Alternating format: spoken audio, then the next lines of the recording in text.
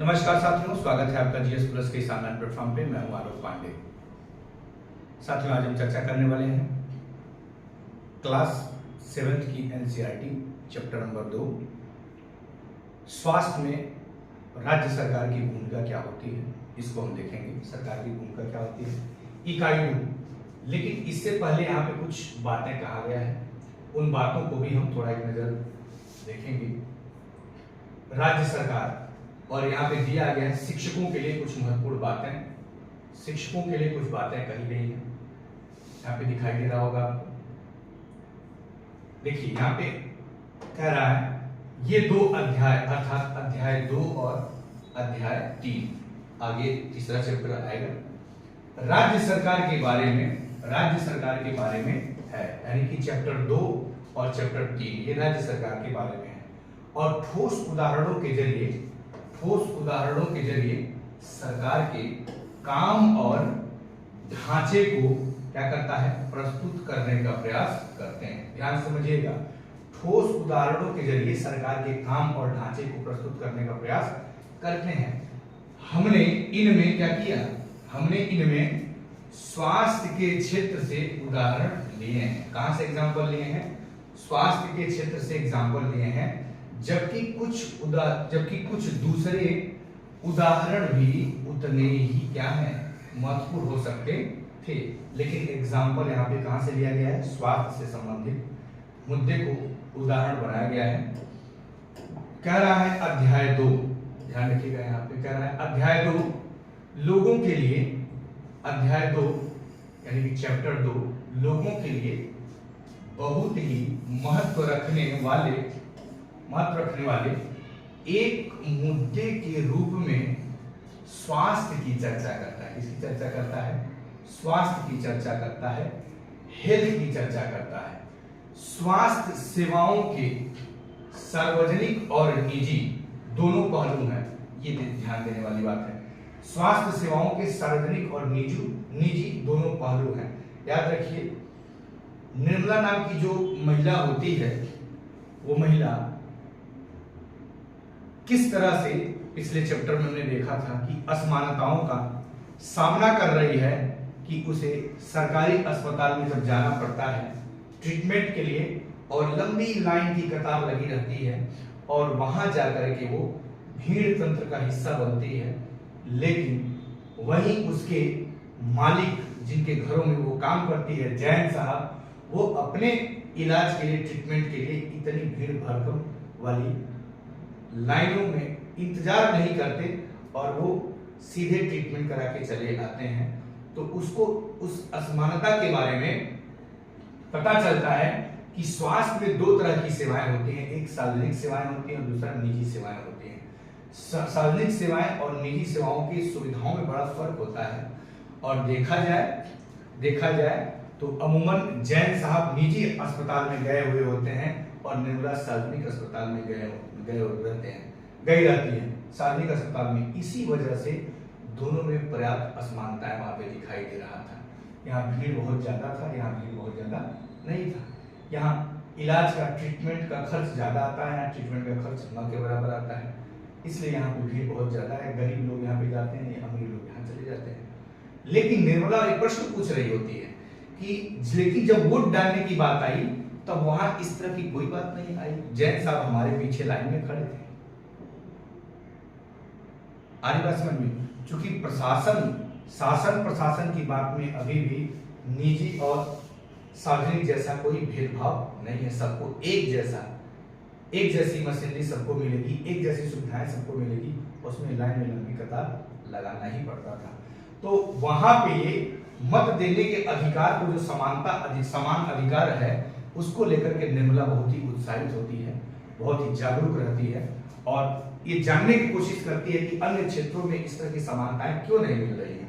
तो आइए यहाँ पे, ये वही सार्वजनिक और निजी सेवाएं हैं, ये दोनों पहलू हैं स्वास्थ्य सेवाओं के, जिसकी चर्चा वहां पे निर्मला कर रही थी। भारत में स्वास्थ्य सुविधाएं सबको प्राप्त नहीं है, ध्यान रखिएगा, ये लाइन ध्यान रखिएगा। भारत में स्वास्थ्य सुविधाएं सबको प्राप्त नहीं है। हालांकि सरकार कोशिश करती है कि सबको सुविधाएं मिले। हालांकि हमारा संविधान यह मानता है कि स्वास्थ्य का अधिकार, देखिए स्वास्थ्य का अधिकार हमारे मौलिक अधिकारों का भाग है। ये ध्यान रखिए, ये बहुत गंभीर बात लिखा गया है कि हमारा संविधान यह मानता है कि स्वास्थ्य का अधिकार क्या है, हमारे मौलिक अधिकारों का भाग है।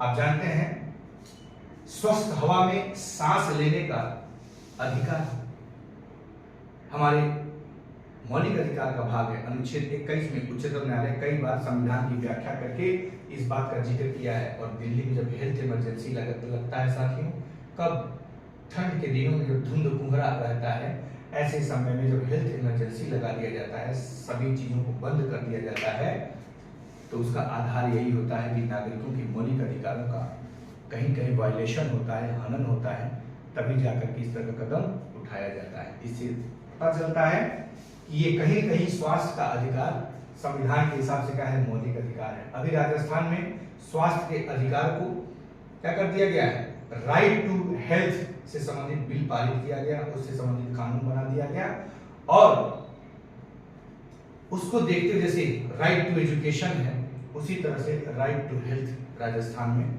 पारित हो गया। अब इसी से जोड़ करके आपके प्रीलिम्स में और मेंस में आपके क्वेश्चन पूछे जाते हैं, ये पॉइंट ध्यान रखिएगा। फिर भी वह समान रूप से सबके लिए उपलब्ध नहीं है, यानी कि हमारे संविधान में यह व्यवस्था किया गया है, यह प्रावधान है कि स्वास्थ्य का जो अधिकार है हमारे मौलिक अधिकारों का भाग है, लेकिन ये ध्यान रखिएगा, लेकिन हमारे मौलिक अधिकारों का भाग है, फिर भी वह सब समान रूप से सबके लिए उपलब्ध नहीं है। अब यह एक विचारणीय प्रश्न है कि आखिर ऐसा क्यों है, यह ध्यान रखिएगा। यहाँ दिए गए विवरणों की मदद से विद्यार्थी यह देख पाएंगे कि सरकार से अपेक्षा की जाने वाली भूमिका और आदर्श क्या होने चाहिए, यानी सरकार से हम किस प्रकार की भूमिका की अपेक्षा कर सकते हैं और वास्तव में आदर्श क्या होना चाहिए, और उसके ढांचों के पीछे किस प्रकार के तर्क व आधार निहित हैं।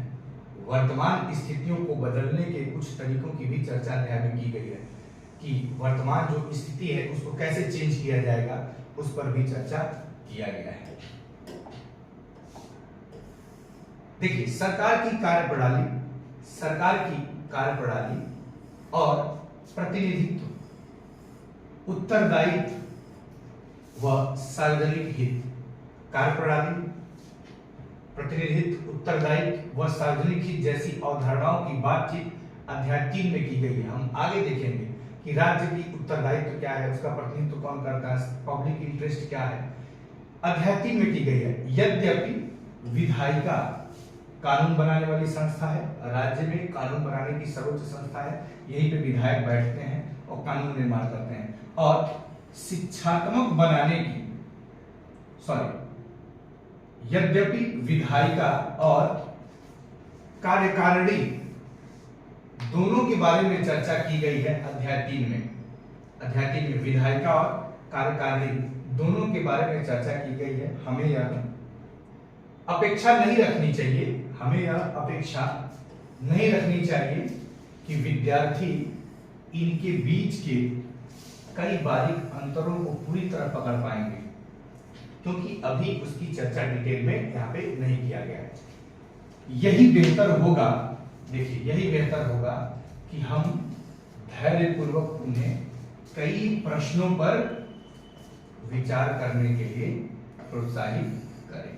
आई बात समझ में? जैसे सबसे शक्तिशाली व्यक्ति कौन लग रहा है,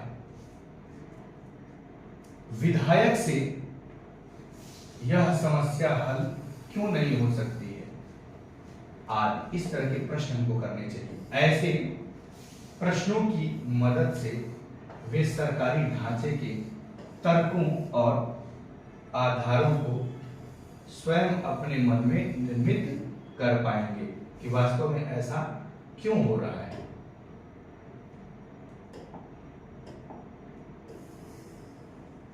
यह बहुत जरूरी है कि बच्चे सार्वजनिक मुद्दों पर, देखिए यह बहुत जरूरी है कि बच्चे सार्वजनिक मुद्दों पर, है ना, अपने विचार व्यक्त करने का आत्मविश्वास पा सकें। ध्यान रखिएगा, यह बहुत जरूरी है कि बच्चे सार्वजनिक मुद्दों पर, किस पे, पब्लिक इशू पर अपने विचार व्यक्त करने का आत्मविश्वास पा सकें।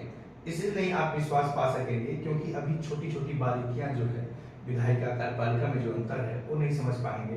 विधायक का कार्य क्या है, ये जब हम तीसरा चैप्टर पढ़ेंगे तभी जाकर के समझ पाएंगे। और इन अध्यायों के अभ्यासों को करते हुए सरकार की भूमिका की सही समझ बना सकें।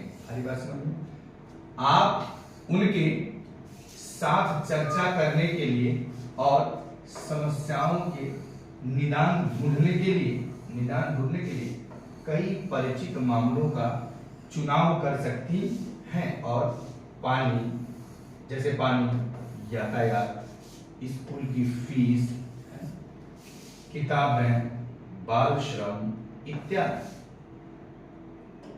वॉलपेपर के माध्यम से उन्हें अपने विचार प्रस्तुत करने दीजिए। कि बच्चे क्या करते हैं, वॉलपेपर के माध्यम से अपने विचार प्रस्तुत करने दीजिए। सरकार और उसके कार्यों पर चर्चा अमूमन क्या हो जाता है, उबाऊ और रूखी हो जाती है ना। इसलिए यह और भी जरूरी हो जाता है कि इन अध्यायों को करते हुए हम कक्षा को ज्यादा शिक्षात्मक बनाने की बजाय चर्चा, डिस्कशन, विचार विमर्श और गतिविधि से भरपूर बनाएं। एक्टिविटीज, अर्थात कक्षा को हम शिक्षात्मक मत बनाएं, ज्ञान नॉलेजेबल बनाएं कि शिक्षा देने जा रहे हैं, बल्कि डिस्कस का केंद्र, चर्चा का केंद्र बनाएं, विचार विमर्श करें, डिस्कशन करें और गतिविधि, उनको ऐसी एक्टिविटीज में इन्वॉल्व करें, है ना। तो ये आपको रोमांच पैदा करता है, ये जागरूक करता है आपको चीजों को सीखने के लिए। तो रटन प्रणाली कभी जाकर के छूटेगी। आइए यहां हम देखते हैं स्वास्थ्य में सरकार की भूमिका। ये देखते हैं स्वास्थ्य में सरकार की भूमिका। ये टॉपिक है स्वास्थ्य में सरकार की भूमिका। इस पे हम चर्चा करेंगे कि लोकतंत्र में, इन डेमोक्रेसी, लोकतंत्र में लोगों की यह अपेक्षा रहती है, तो लोकतांत्रिक देशों में, डेमोक्रेसी में जो लोग जीवन यापन कर रहे हैं वह यह अपेक्षा रखते हैं कि सरकार उनके कल्याण के लिए कार्य करे। बिल्कुल सही बात है, वेलफेयर स्टेट की संकल्पना किया गया हमारे संविधान में, उनके कल्याण के लिए कार्य करे। और यह सरकार क्या करे, शिक्षा, स्वास्थ्य, रोजगार प्रदान करने एवं गृह निर्माण, घरों के निर्माण, सड़कों के विकास तथा बिजली आदि उपलब्ध कराने के माध्यम से हो सकता है। क्या हो सकता है? लोकतंत्र में लोगों की अपेक्षा रहती है कि सरकार उनके कल्याण के लिए कार्य करे। शिक्षा, स्वास्थ्य, यह शिक्षा हो सकता है, स्वास्थ्य हो सकता है, रोजगार प्रदान करने, गृह निर्माण, सड़कों के विकास तथा बिजली आदि उपलब्ध कराने के माध्यम से हो सकता है। क्या हो सकता है? कल्याण हो सकता है, कल्याण के लिए कार्य हो सकता है। इस अध्याय में हम स्वास्थ्य के अर्थ को समझेंगे। क्या करेंगे? स्वास्थ्य के अर्थ को देखेंगे और उससे संबंधित, यानी स्वास्थ्य से संबंधित समस्याओं को क्या करेंगे? हम जांचेंगे। स्वास्थ्य से संबंधित समस्याओं को जांचेंगे। इस अध्याय के उप शीर्षक को देखिए। आपके विचार में यह विषय सरकार के काम से किस प्रकार जुड़ा हुआ है। स्वास्थ्य का मुद्दा सरकार के काम, इसीलिए लिखा गया है स्वास्थ्य में सरकार की भूमिका। स्वास्थ्य क्या है इसको हम समझते हैं। What is health? कह रहा है कि स्वास्थ्य के बारे में हम अनेक प्रकार से सोच सकते हैं। स्वास्थ्य का अर्थ है हमारा बीमारियों और चोट आदि से मुक्त रहना। और हम कहते हैं कि हम फिट हैं, हेल्दी हैं, स्वस्थ हैं। हेल्थ का मतलब हमारा बीमारियों और चोट आदि से मुक्त रहना। लेकिन स्वास्थ्य केवल बीमारियों से संबंधित नहीं है। यदि व्यापक अर्थों में देखा जाए तो स्वास्थ्य केवल बीमारियों से संबंधित नहीं है। आपने उपयुक्त कोलाज में से केवल कुछ स्थितियों को ही स्वास्थ्य से जुड़कर देखा होगा। प्रायः हम ध्यान नहीं देते हैं कि उपयुक्त हर स्थिति का संबंध स्वास्थ्य से है। बीमारी के अलावा हमारे लिए उन कारणों पर भी विचार करना आवश्यक है। बीमारी तो है ही, बीमारी के अलावा भी हमारे लिए उन कारणों पर भी विचार करना आवश्यक है जो हमारे स्वास्थ्य पर क्या करते हैं, प्रभाव डालते हैं। जैसे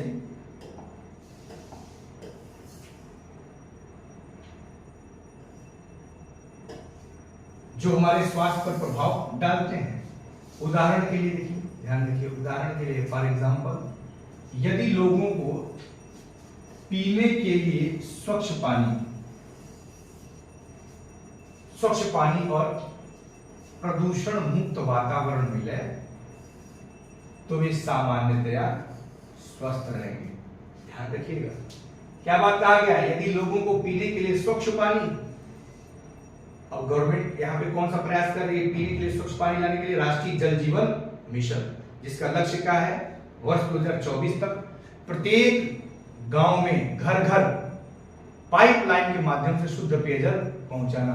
तो स्वच्छ जल और प्रदूषण मुक्त वातावरण मिले, इसीलिए एयर क्वालिटी इंडेक्स जारी किया जाता है और प्रत्येक राज्यों का रैंकिंग जारी किया जाता है और उसमें बताया जाता है कि कौन सा राज्य कितना प्रदूषण के लिहाज से सेफ है और कौन सा राज्यों में भी कौन सा जिला अव्वल नंबर पे है।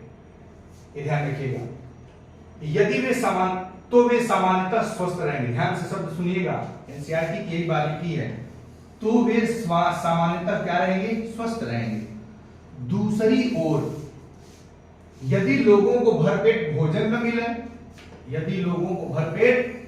मिले, अथवा उन्हें घुटन भरी अवस्था में रहना पड़े, घुटन भरी अवस्था में गरिमामय जीवन न जी पा रहे हों, तो उनके बीमार पड़ने की संभावना अधिक है। अब भरपेट भोजन की गारंटी कहां से मिलता है आपको, पीडीएस सिस्टम के द्वारा। पीडीएस सिस्टम पढ़ना जरूरी है आपको। अब आपको वर्कआउट करना पड़ेगा पीडीएस सिस्टम क्या होता है, कहां से आया। यह पीडीएस सिस्टम भी उसी तरह से है जिस तरह से मिड डे मील तमिलनाडु राज्य में शुरू किया गया था सबसे पहले, फिर न्यायालयिक आदेश के द्वारा क्या किया गया, इसको लागू किया गया। सभी राज्य सरकारों को दिशा निर्देश दिया गया और लागू किया गया मध्याह्न भोजन कार्यक्रम, जो कि आज पूरे भारत में लागू है। ठीक उसी तरह से पीडीएस सिस्टम सबसे पहले पश्चिम बंगाल राज्य के द्वारा शुरू किया गया था और उसके बाद सभी राज्य सरकारों में ये इसको लागू किया गया पीडीएस सिस्टम को। तो पीडीएस सिस्टम के द्वारा लोगों को क्या मिलता है, भरपेट भोजन मिल जाता है, खाने के लिए अनाज मिल जाता है, लोग भरपेट खाना खा लेते हैं, अथवा उन्हें घुटन भरी अवस्था में नहीं रहना पड़ता है। इंदिरा आवास योजना, प्रधानमंत्री आवास योजना के माध्यम से आवास बन जाता है, आवास लोग बना लेते हैं, तो उनके बीमार पड़ने की संभावना, यदि भरपेट भोजन न मिले अथवा उन्हें घुटन भरी अवस्था में रहना पड़े तो उनके बीमार पड़ने की संभावना अधिक है। तो बीमार पड़ने की संभावना न रहे इसके लिए क्या करना पड़ेगा, लोगों को भरपेट भोजन देना पड़ेगा, घुटन भरी अवस्था से बाहर निकलना पड़ेगा, तनावयुक्त एटमॉस्फेयर से निकलना पड़ेगा, है ना, प्रदूषण मुक्त वातावरण नहीं रहना चाहिए, स्वच्छ पानी पीने के स्वच्छ पानी होने चाहिए। इस तरह से देखा जाए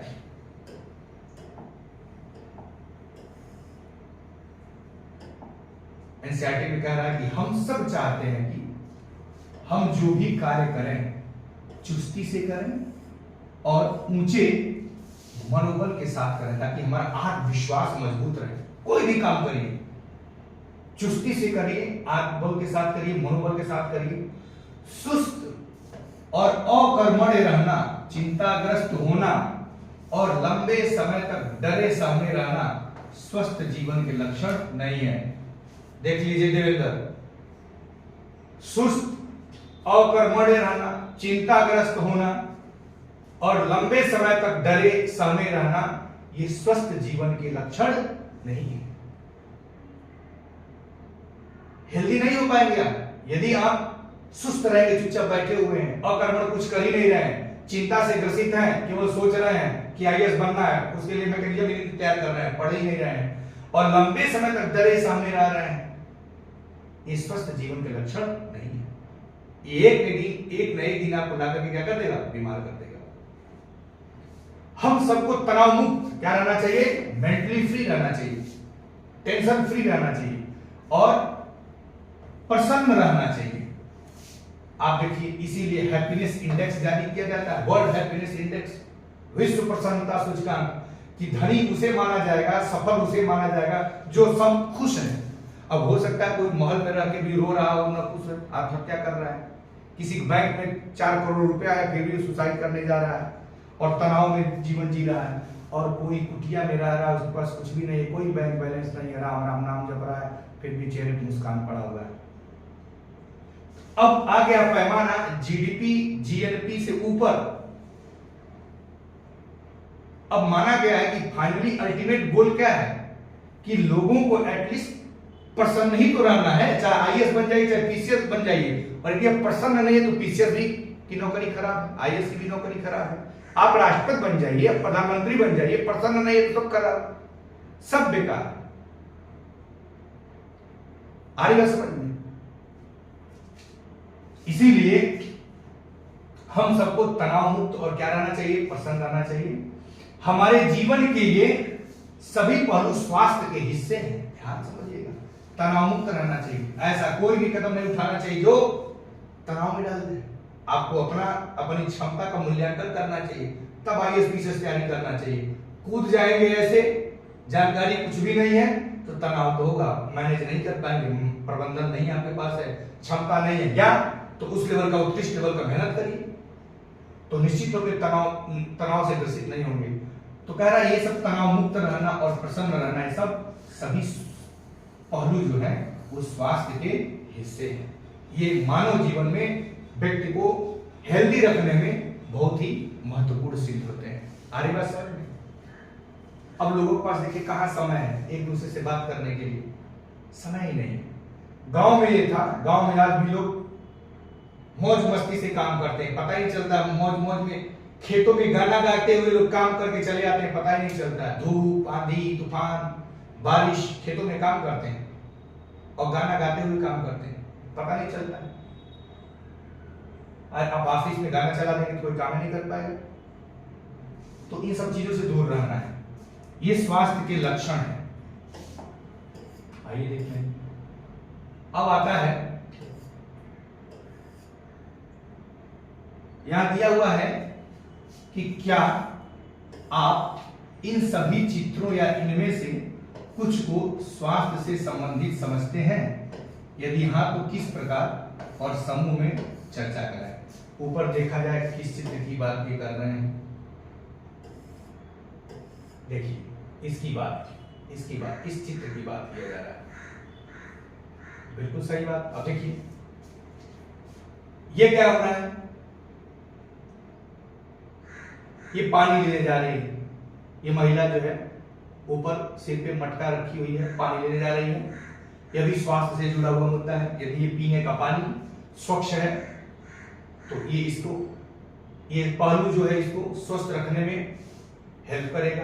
ये क्या है, हरी सब्जियां हैं, ये टमाटर है, ये चुकंदर है, ये न्यूट्रिशन देगा, ये भी स्वास्थ्य से जुड़ा हुआ है।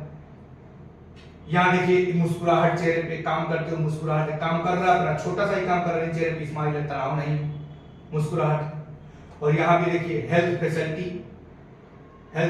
है। इधर क्या दिखाई दे रहा है आपको, ये देखिए पानी के लिए लोग कैसे कतार में लाइन से अपने अपने बर्तन रखे हुए इंतजार कर रहे हैं। ये लड़के क्या कर रहे हैं, खुली हवा में सांस ले रहे हैं, दौड़ रहे हैं, टहल रहे हैं, खेल रहे हैं। यहाँ पे आपको कुछ दिखाई दे रहा है, ये आपको एम्बुलेंस की व्यवस्था दिखाई दे रहा है।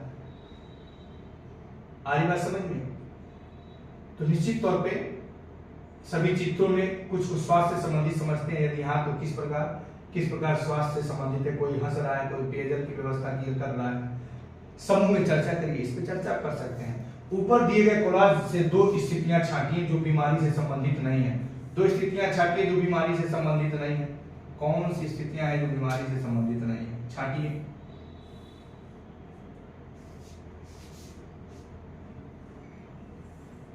सब तो बीमारी से ही नजर आ रहा है। देखिए हरी सब्जी लेकर के बैठी हुई है महिलाएं बेचने के लिए। ये हेल्थ इंफ्रास्ट्रक्चर की बात किया गया है, यहाँ पीने की जल की व्यवस्था किया गया है, भोजन की व्यवस्था किया गया है, मेडिकल फैसिलिटी। एक ये हो सकता है कि ट्रैफिक वाला भीड़ भाड़ की स्थिति से बाहर निकाल रहा है। आगे बात समझ में। और एक कुछ हो सकता है, एक यहाँ है दुकान दिख रहा है, कोल्ड ड्रिंक वगैरह बिक रहा है। आगे देखिए, इस पर दो वाक्य लिखिए, दो वाक्य आप लिख सकते हैं जो भी कुछ लिखना चाहें। अब आप आइए देखते हैं भारत में स्वास्थ्य सेवाएं। भारत में स्वास्थ्य सेवाएं, भारत में स्वास्थ्य सेवाएं।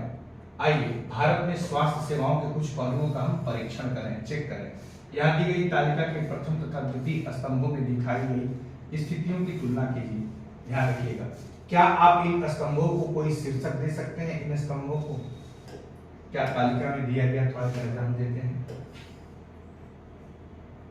देखिए इसमें कह रहा है कि संसार भर में भारत में सर्वाधिक चिकित्सा महाविद्यालय है, यानी ये हो जाएगा भारत में चिकित्सा सुविधा, सर्वाधिक चिकित्सा महाविद्यालय है। और यहाँ सबसे अधिक डॉक्टर तैयार किए जाते हैं। लगभग हर वर्ष 30,000 से अधिक नए डॉक्टर योग्यता प्राप्त करते हैं। भारत के अधिकांश डॉक्टर शहरी क्षेत्र में बसते हैं। ग्रामवासियों को डॉक्टर तक पहुंचने के लिए लंबी दूरी तय करनी पड़ती है। ग्रामीण क्षेत्रों में जनसंख्या के मुकाबले डॉक्टरों की संख्या काफी कम है। ग्रामीण समाज में डॉक्टर की उपलब्धता, या ग्रामीण समाज में डॉक्टर हम कह सकते हैं।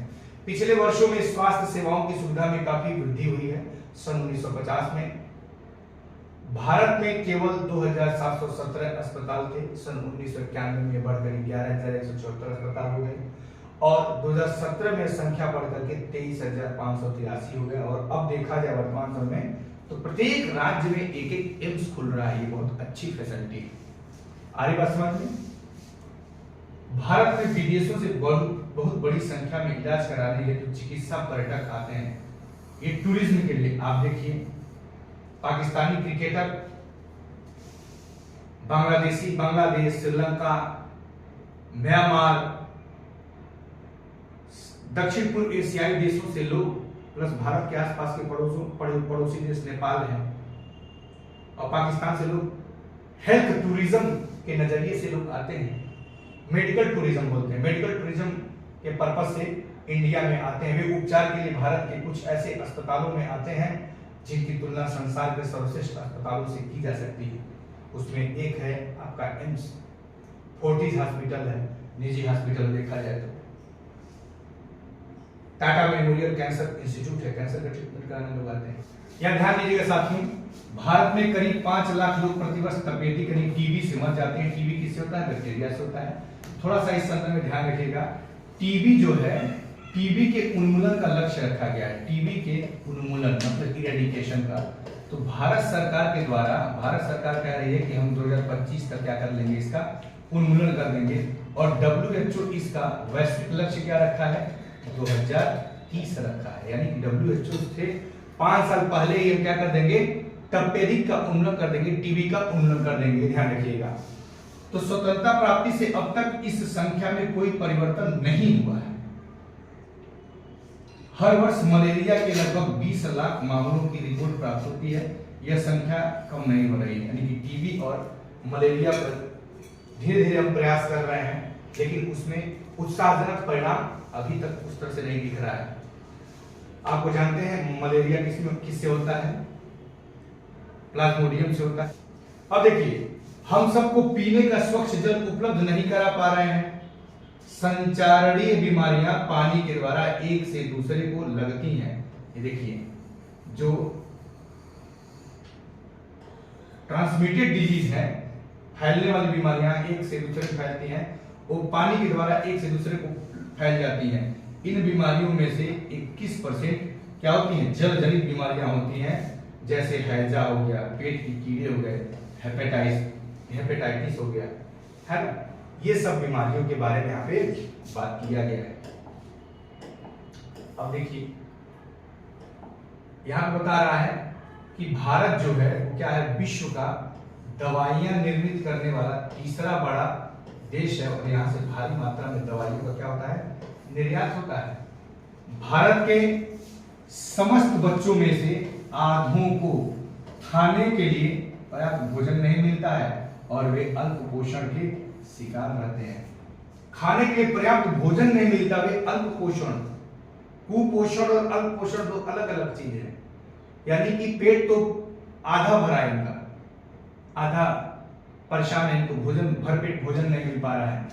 यहां ध्यान रखिएगा साथियों, यही वो पॉइंट है जहां से ये दवाइयां और जेनेरिक का कॉन्सेप्ट उठा करके जेनेरिक दवा इससे उठा करके मेंस में क्वेश्चन बनता है। यदि करंट में ये चर्चे में होता है कि दवाओं का क्या कहता है, लूट किया जा रहा है, प्राइवेट कंपनियां, निजी कंपनियों के द्वारा मनमाने दवाइयों पे कीमत वसूला जा रहा है। डॉक्टर वही लिखते हैं, दवा कंपनी, फार्मास्यूटिकल कंपनियां और डॉक्टरों के बीच में साठगांठ रहता है, मनमानी दवा लिखते हैं। जो डॉक्टर दवा लिखेगा, बीमार मरीज बेचारा क्या करेगा, वही दवा खरीदता है। जेनरिक दवाइयों को लेकर के मेंस में क्वेश्चन आपके पूछे जा सकते हैं। आइए अब हम चर्चा करते हैं नेक्स्ट पॉइंट पे। देखिए भारत में प्रायः यह कहा जाता है कि हम सबको स्वास्थ्य सेवाएं प्रदान करने में असमर्थ हैं। भारत में प्रायः यह कहा जाता है कि हम सबको स्वास्थ्य सेवाएं प्रदान करने में असमर्थ हैं, क्योंकि सरकार के पास इसके लिए पर्याप्त धन और सुविधाएं नहीं है। क्योंकि सरकार कल्याणकारी कार्य, वेलफेयर वर्क कैसे करेगी, धन से ही करेगी, पैसे से ही सब संभव है, पैसे से करेगी सरकार। कल फैसिलिटीज नहीं था, आज जो फैसिलिटी है यह एक ही चीज है कि हमारी सरकारें क्या हुई है, संपन्न हुई है, पहले की तुलना में परस हुई है। इसीलिए हमको टैक्स वगैरह की चोरी नहीं करना चाहिए। ऊपर दिए गए बाएं हाथ के स्तंभ को पढ़ने के बाद क्या आप इसे सही मानते हैं, चर्चा कीजिए।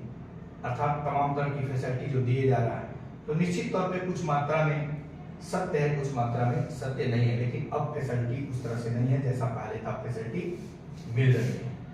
यहाँ चर्चा किया गया है कि बीमारियों से बचाव और उनके उपचार के लिए हमें क्या करना होगा, हमें उचित स्वास्थ्य सेवाएं चाहिए। बीमारियों से बचाव के लिए और उनके उपचार के लिए हमें क्या चाहिए, उचित स्वास्थ्य सेवाएं चाहिए। जैसे एक स्वास्थ्य केंद्र होना चाहिए, जैसे प्राथमिक स्वास्थ्य केंद्र आप देखते हैं हर जगह प्राथमिक स्वास्थ्य केंद्र मिला रहता है। सामुदायिक स्तर पे ये सामुदायिक स्वास्थ्य केंद्र होता है, प्राथमिक स्वास्थ्य केंद्र इसको बोलते हैं, स्वास्थ्य केंद्र रहता है। सामुदायिक स्वास्थ्य केंद्रों पर जाकर के स्वास्थ्य सुविधाएं आप ले सकते हैं, स्वास्थ्य सेवाएं आप ले सकते हैं, आप ले सकते हैं। अस्पताल, इसको आप बोलते हैं अस्पताल। फिर परीक्षणों के लिए प्रयोगशालाएं, यानी कि आपका ब्लड टेस्ट होता है, तमाम तरह के खून जांच है, ये सब जो होता है कहाँ होता है, लैब में ही होता है। एम्बुलेंस की सुविधा, यदि इमरजेंसी पड़ गया, मरीज स्वयं में चल करके आने के लिए सक्षम नहीं है तो एम्बुलेंस की सुविधा। ब्लड बैंक, यदि आपको रक्त की कमी हो गई तो ब्लड बैंक इत्यादि, जो मरीजों को आवश्यक सेवा और देखभाल उपलब्ध करा सके, इसके लिए ये सभी चीजें जरूरी होती हैं। ऐसी सुविधाओं की व्यवस्था को चलाने के लिए हमें क्या करना पड़ता है, स्वास्थ्य सेवकों, नर्सों, योग्य डॉक्टरों तथा अन्य विशेषज्ञों की जरूरत है। हमारी बात समझ में, जो परामर्श दे सके, हमारी मदद कर सके और रोग की पहचान कर सके और इलाज कर सके।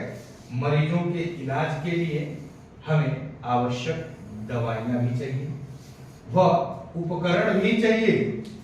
जैसे आपका हाथ फ्रैक्चर हो जाता है, पैर फ्रैक्चर हो जाता है तो एक्सरे करवाया जाता है, तो एक्सरे मशीन भी चाहिए, वो उपकरण हो गया। जब हम बीमार होते हैं तो अपने इलाज के लिए हमें इन सुविधाओं की जरूरत पड़ती है। और जब तक बीमार नहीं पड़े हैं तब तक इसका कोई हमारा लेना देना नहीं है। अब आइए देखते हैं।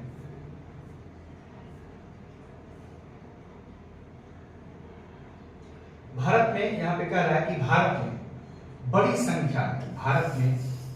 बड़ी संख्या में डॉक्टर हैं, दवाखाने हैं और अस्पताल हैं।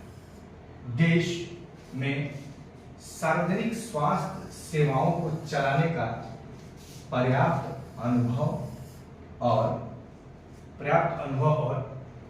ज्ञान भी उपलब्ध है। ये ऐसे चिकित्सालय और स्वास्थ्य केंद्र हैं जिन्हें सरकार चलाती है। कौन चलाती है? सरकार चलाती है। सरकार अपनी जनसंख्या के एक बड़े भाग की ध्यान दीजिए इधर, सरकार अपनी जनसंख्या के एक बड़े भाग की देखभाल करने में समर्थ है। सरकार अपनी जनसंख्या के एक बड़े भाग की देखभाल करने में समर्थ है, जो सैकड़ों और हजारों गांव में फैली हुई है। इस विषय पर हम बाद में अधिक विस्तार से चर्चा करेंगे। साथ ही चिकित्सा विज्ञान में मेडिकल साइंस में बहुत ही असाधारण प्रगति हुई है, जिसके चलते आप देखेंगे देश में इलाज की नई तकनीकें और विधियां उपलब्ध हैं। अब तो नए तरीके भी इजाद किए जा रहे हैं। फिर भी यहां पे देखिएगा, ये देखिए, ये प्रयोगशाला यहाँ पे दिखाया गया है। सरकारी अस्पतालों के मरीजों को अक्सर ऐसी लंबी लाइनों में खड़े होकर इंतजार करना पड़ता है, क्योंकि यहाँ जनसंख्या के अनुपात में चिकित्सकीय सुविधा उस तरह से उपलब्ध नहीं है जैसे निजी अस्पतालों में होता है। ध्यान दीजिएगा। फिर भी दूसरा स्तंभ दिखाता है कि, देखिएगा, फिर भी यहां बताया गया है, फिर भी दूसरा स्तंभ दिखाता है कि हमारे देश में स्वास्थ्य की स्थिति कितनी खराब है। हमारे देश में स्वास्थ्य की स्थिति कितनी खराब है। उपयुक्त सकारात्मक विकास के बाद भी, इतना सकारात्मक विकास हुआ उसके बावजूद भी हम जनता को उचित स्वास्थ्य सेवाएं देने में असमर्थ हैं। ध्यान रखिएगा, हम जनता को उचित स्वास्थ्य सेवाएं देने में असमर्थ है। इतना सब कुछ होने के बावजूद भी यह विरोधाभासजनक स्थिति है, जो हमारी अपेक्षाओं के विपरीत है। हमारे देश के पास पैसा है, ज्ञान है और अनुभवी व्यक्ति हैं, फिर भी हम सबको आवश्यक स्वास्थ्य सेवाएं देने में असमर्थ हैं। हम इस अध्याय में इसे कुछ कारणों को जानेंगे कि आखिर ऐसा क्यों होता है।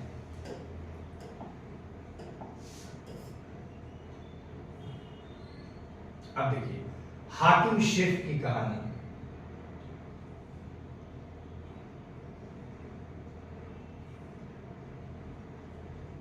ध्यान दीजिएगा, क्या टाइम हुआ? 41 हो गए, चलने दो, ठीक है। हाकिम शेख की कहानी क्या है? ध्यान दीजिएगा। हाकिम शेख पश्चिम बंग खेत मजदूर समिति के एक सदस्य थे। हाकिम शेख कौन थे? पश्चिम बंग खेत मजदूर समिति, जिसको बोलते हैं PBKMS के एक सदस्य थे। अभी समिति के सदस्य हो गए। क्या हो गए? समिति के सदस्य। अब यहाँ पे समूह आ गया, जो पश्चिमी बंगाल में खेतीहर मजदूरों का क्या है, एक संगठन है। देख लीजिए, मजदूरों का ऑर्गेनाइजेशन बन गया, संगठन बन गया। 1992 में एक शाम वे चलती ट्रेन से गिर गए। 1992 में क्या हुआ? एक शाम वे चलती ट्रेन से गिर गए और उन्हें सिर में गंभीर चोटें आई। सिर में क्या है? गंभीर चोटें आई। उनकी हालत बहुत नाजुक थी और उन्हें तुरंत इलाज की आवश्यकता थी। देखिए, तुरंत इलाज की आवश्यकता थी। उन्हें कोलकाता के एक सरकारी अस्पताल में ले जाया गया। कहाँ ले जाया गया? कोलकाता के सरकारी अस्पताल में ले जाया गया, लेकिन उन्हें भर्ती करने से मना कर दिया गया। क्यों मना कर दिया गया? क्योंकि वहां कोई बिस्तर खाली नहीं था एडमिट करने के लिए। दूसरे अस्पताल में आवश्यक सुविधाएं या उनके इलाज के लिए जरूरी विशेषज्ञ नहीं थे। इस प्रकार अत्यंत गंभीर हालत में उन्हें 14 घंटे के अंदर 8 सरकारी अस्पतालों में ले जाया गया, किंतु किसी ने भी उन्हें भर्ती नहीं किया। हवाला क्या दिए लोग कि सुविधाएं नहीं है, बेड नहीं खाली, हम कहां भर्ती करेंगे। अंत में उन्हें एक निजी अस्पताल में भर्ती कराया गया। एक निजी अस्पताल में क्या किया गया, भर्ती कराया गया, जहां उनका इलाज किया गया। उन्होंने अपने इलाज पर बहुत पैसा खर्च किया। जिन अस्पतालों ने उन्हें भर्ती करने से इनकार कर दिया था, उनके उपेक्षापूर्ण रवैये से नाराज और क्षुब्ध होकर हाकिम शेख एवं PBKMS ने कोर्ट में मुकदमा दायर कर दिया। बड़ी हैरानी आपको होगी, कोर्ट में मुकदमा दायर कर दिया गया। भाई बताइए, क्योंकि हमारा संविधान हमको इजाजत देता है स्वास्थ्य के अधिकार। संविधान क्या देता है, स्वास्थ्य के अधिकार की इजाजत देता है और कहता है कि ये स्वास्थ्य के अधिकार, स्वस्थ रहने का अधिकार ये क्या है, मौलिक अधिकार है।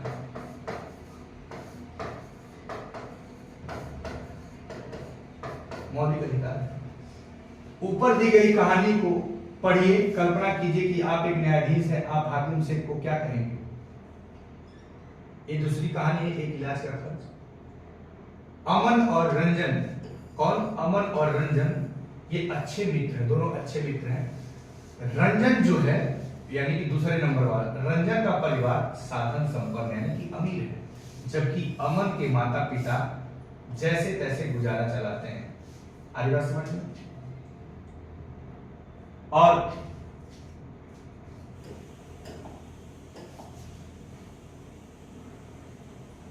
अस्पताल की बिल्डिंग ऐसी चकाचक दिखती थी कि मुझे लगा कोई 5 सितारा होटल है। डैडी कह रहे थे यह एक प्राइवेट अस्पताल है और बढ़िया से बढ़िया सुविधाएं यहाँ पे मिलती हैं। अरे अमन, बड़े दिनों बाद मिले, कैसे हो। यहाँ पे मिल रहा है और अमन से पूछ रहा है, कौन, रंजन। अब यहाँ पे देखिए ये क्या कह रहा है कि मुझे वायरल बुखार हो गया था और अस्पताल जाना पड़ा। अच्छा, मुझे भी वायरल हुआ था, मैं इसी सोमवार से स्कूल आ रहा हूं। मेरे डैडी किंग्सवे के नए अस्पताल में डॉक्टर को दिखाने ले गए, वहां बहुत ही अच्छा लगा। रिसेप्शन काउंटर पर ही डैडी को 500 रुपए देने पड़े डॉक्टर को दिखाने से पहले ही। पता है वहां बड़ा अच्छा संगीत बज रहा था, म्यूजिक चल रहा था और सब कुछ कितना साफ सुथरा और जगमग जगमग था। आ रही बात समझ में।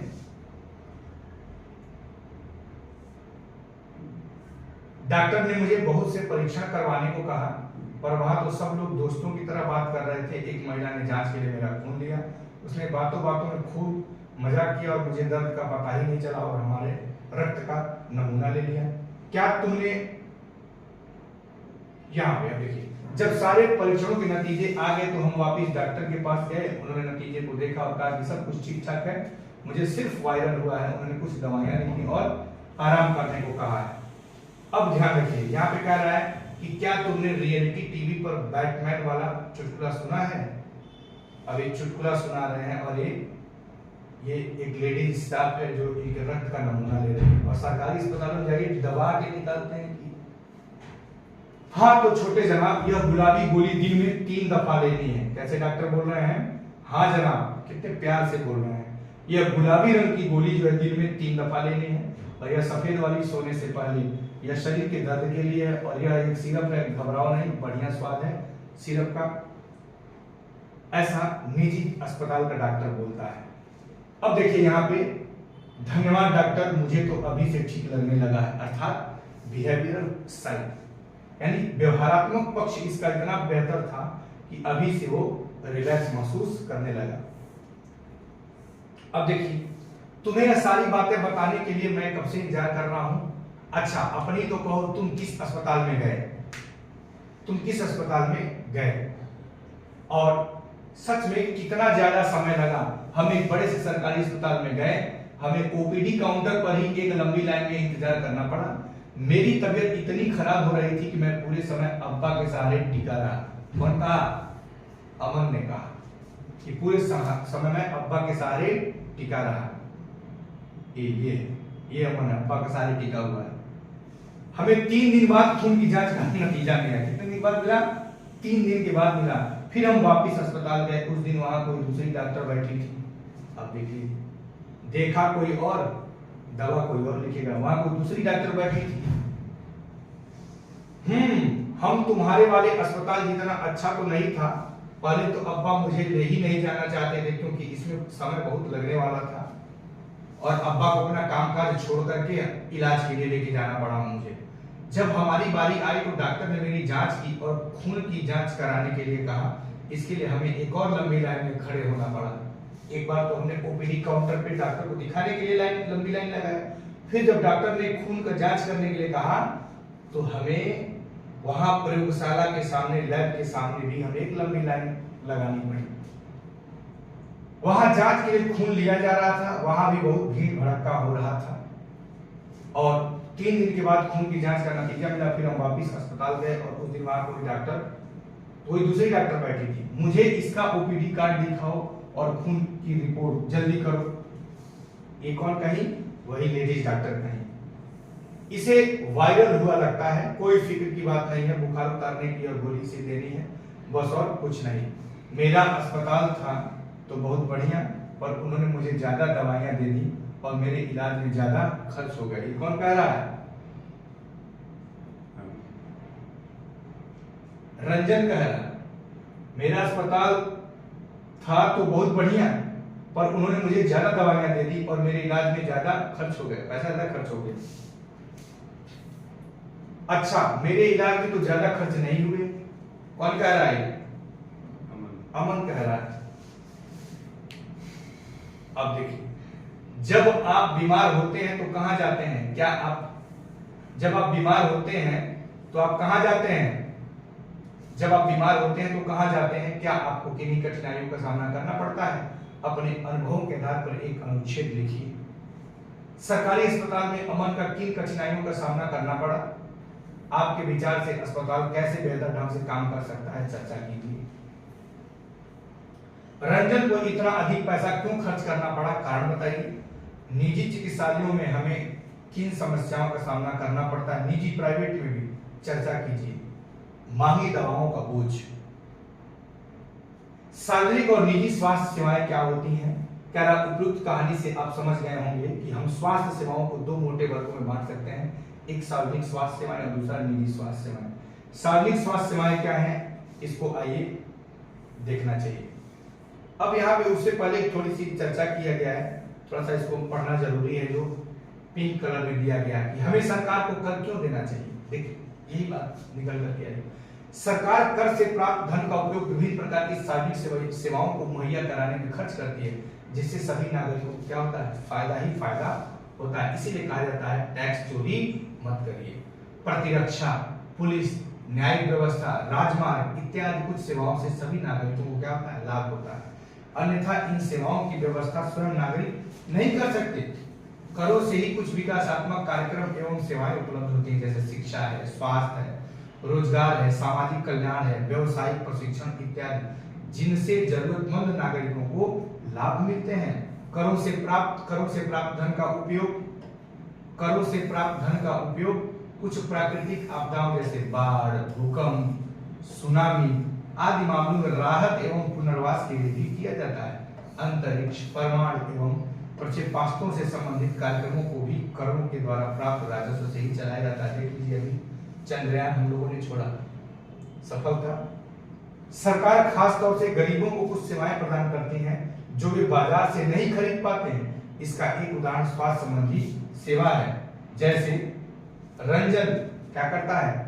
बाजार आधारित मूल्य पर स्वास्थ्य सेवा को खरीदता है, जबकि अमन जो है गरीब है, इसलिए सरकार खास तौर से गरीबों को कुछ सेवाएं प्रदान करती है जो वे बाजार से नहीं खरीद पाते हैं। इसका एक उदाहरण स्वास्थ्य संबंधी सेवा है। क्या आप ऐसे अन्य उदाहरण दे सकते हैं? जैसे पीडीएस हो गया, जैसे पीडीएस सिस्टम हो गया, जैसे सरकारी स्कूलों में शिक्षा, ये सब है। आ रही बात समझ में?